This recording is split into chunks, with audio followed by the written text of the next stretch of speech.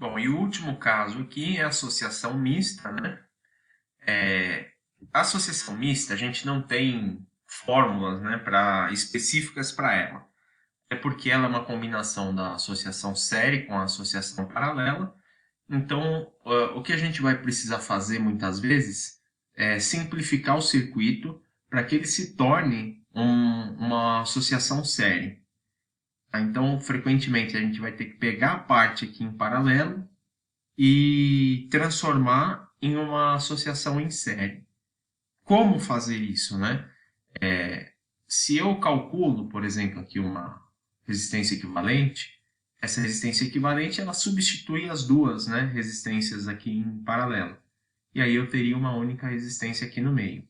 Tá? E essa resistência aqui no meio, ela serve como uma resistência, mais uma resistência em série nesse circuito. Então, a principal dica é a gente tentar resolver as associações paralelo primeiro, transformando num circuito em série. Tá? Vamos fazer um exemplo para perceber essa questão aqui. Então, a gente tem a tensão aplicada nos pontos A e B. Tá? Então, A está aqui e B está aqui. A tensão nesse circuito aqui, ó, ela é de 60 volts. Só lembrando pelas regras, né? Como isso aqui é uma associação mista, então eu tenho uma tensão aplicada por essas duas resistências em paralelo e uma tensão aplicada aqui, ó. Tá? A soma dessas duas tensões dá 60. Tá? Então a gente quer saber aqui, ó, tá? Esse problema está dividido em várias partes, para a gente ver exatamente como que se calcula cada uma delas. Tá? Então, primeiro eu quero saber a resistência equivalente no circuito em paralelo. Tá? Então, deixa eu só usar aqui as equações para ficar com as fórmulas bonitinhas. Tá? Então, para calcular a resistência equivalente aqui, eu vou usar a relação 1 sobre RE. Vai ter que ser igual a 1 sobre R1 mais 1 sobre R2. Aqui eu quero mostrar para vocês um artifício, né, na verdade, que é muito útil para quando a gente tem resistências em paralelo, apenas duas resistências em paralelo, que é usar a fórmula do produto pela soma. Tá? Matematicamente, para resolver essas equações aqui, essa resistência, a gente precisaria tirar o MMC, que seria R1 vezes R2. Tá? Eu estou fazendo em função de fórmula, só para depois a gente substituir com os números e ver que se torna muito mais fácil. Aí, matematicamente, R1 vezes R2, eu vou dividir por R1. Né? Então, R1 vezes R2 dividido por R1, sobra o R2. Multiplicado por 1, né? Tenho aqui em cima R2. Aí, R1 vezes R2 dividido por R2, sobra R1. Vezes mais 1, ficaria com mais R1. Então eu sei, né, que 1 sobre a resistência equivalente é igual a R2 mais R1 sobre R1 mais R2. Então, o que a gente pode fazer aqui, né, para passar uma fórmula mais concreta, seria... Deixa eu só... Para passar uma fórmula mais concreta aqui, é invertendo, né? Então, eu posso pensar que REQ sobre 1 vai ter que ser igual ao inverso daquilo. Então, o inverso daquilo é R1 vezes R2 sobre R2 mais R1. Essa fórmula aqui, ela é conhecida como produto pela soma. Tá? Uma outra alternativa, né, quando a gente tem só duas resistências, a gente pode utilizar essa fórmula, que é muito mais fácil de lidar. Tá? Aí você deve se perguntar, professor, por que então não posso usar produto pela soma aqui? Tá? Na realidade, até pode, mas como eu tenho três resistências, se você for montar uma fórmula produto pela soma a partir disso daqui, vai ficar algo não muito agradável. Então ela é mais conveniente em situações como essa que a gente está vendo aqui.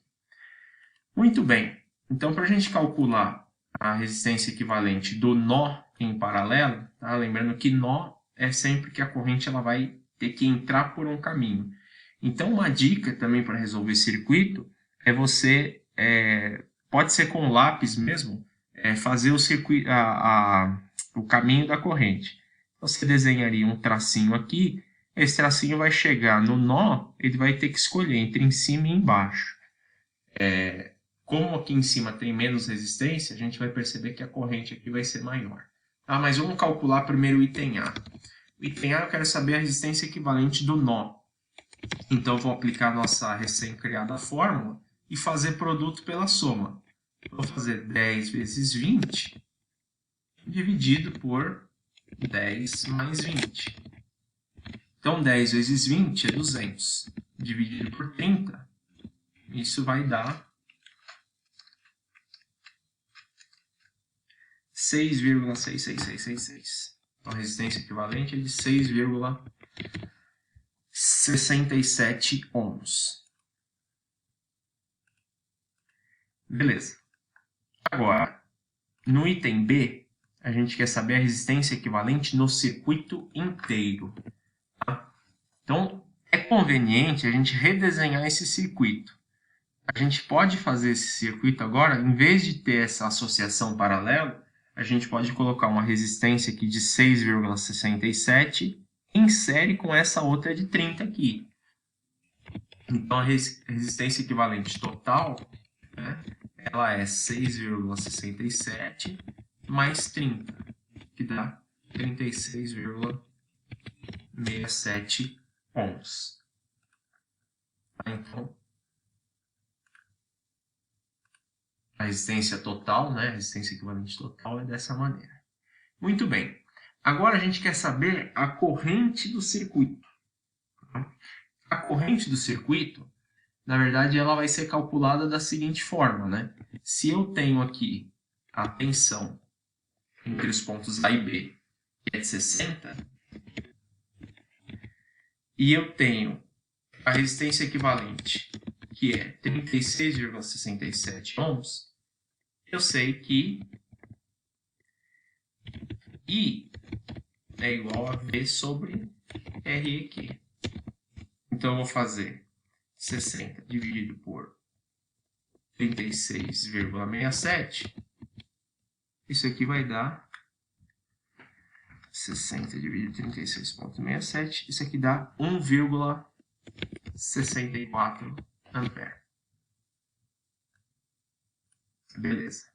Agora, a gente precisa calcular também a tensão aplicada em cada nó. Para fazer isso, então a gente vai ter que pensar da seguinte forma, né? Nós calculamos aqui uma resistência equivalente. Tá? Então, posso imaginar que, ao invés de usar essas duas resistências, eu posso usar uma única de 6,67. Tá? E a gente vai ter que se lembrar que, na associação série, cada resistor está sujeito a uma tensão. Certo? Só que a corrente que passa por eles é a corrente total do circuito. Ou seja, aqui eu posso pensar, né, da seguinte maneira. Posso pensar que eu vou chamar de VA, a tensão nesse pedaço aqui, ela vai ter que ser igual à resistência equivalente 1, né, que é essa daqui, vezes a corrente total do circuito. Então, vai ser 6,67 vezes 1,64. Tá? Então, 6,67 vezes 1,64 dá 10,94. 10,94 volts. Tá? Então, a gente sabe que nesse trecho aqui é 10,94 eu poderia calcular desse outro pedaço aqui, né? Então, eu teria que subtrair de 60, tá? E aí, no item E, a gente precisa calcular a corrente nos resistores R1 e R2. Tá? Voltando, então, para a associação paralelo, a gente vai ter que observar que em cada resistor, a gente vai aplicar lei de Ohm com a mesma tensão. Então, uma vez que a gente viu que a tensão aqui é 10,94, a gente obtém os valores da corrente fazendo V sobre aquela resistência. Então, no primeiro caso aqui, eu vou pegar 10,94 e dividir por 10. Então, aqui dá 1,94. E do lado aqui eu vou fazer V igual. Não. I2 é igual a V sobre R2, que é igual a 10,94 sobre 20. Que é igual a 10,94 sobre 20. E dá 0,547. 0,547 ampere.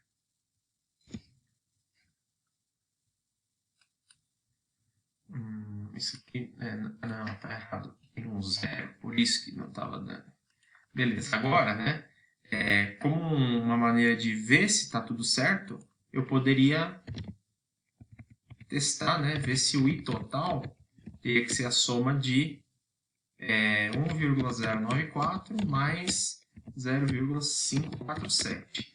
Isso aqui é só para testar se os valores estão coerentes. A hora que eu somo isso daqui, dá 1,64 amperes. Aqui eu tinha comido um zero, mas está correto agora. Tá? Basicamente, então, se eu somar as correntes de cada nó, ela tem que dar o valor da corrente total do circuito. Beleza?